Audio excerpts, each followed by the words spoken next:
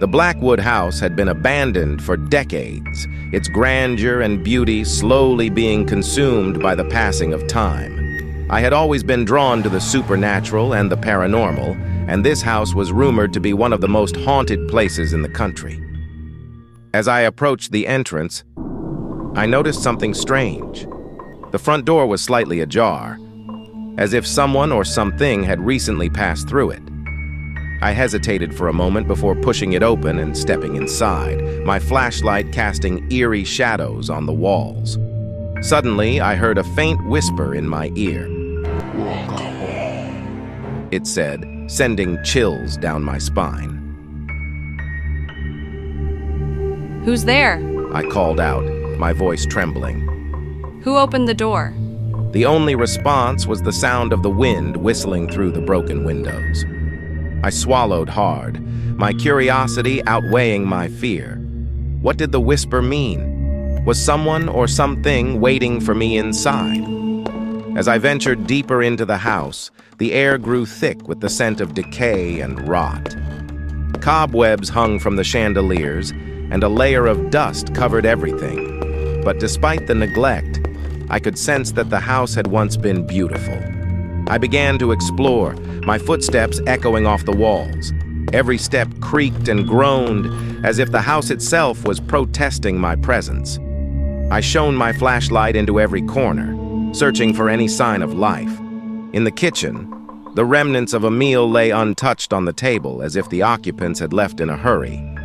I felt a cold draft and turned around, my flashlight illuminating a door hidden behind a tattered curtain.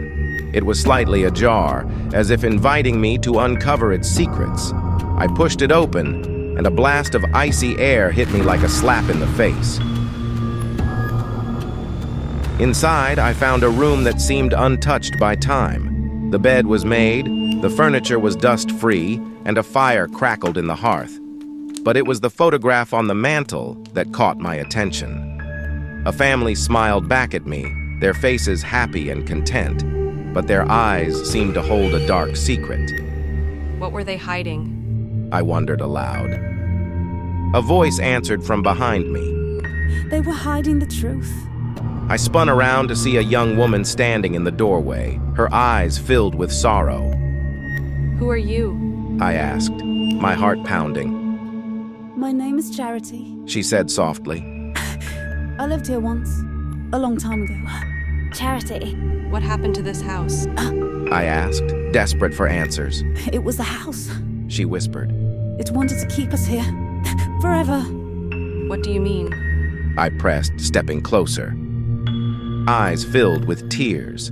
The house feeds on the souls of those who enter. It traps them, keeps them here for eternity. My family, we were its victims. But how do I get out? I asked, panic rising in my chest. She shook her head. There is no escape. Once you're inside, the house never lets you go. A cold realization washed over me.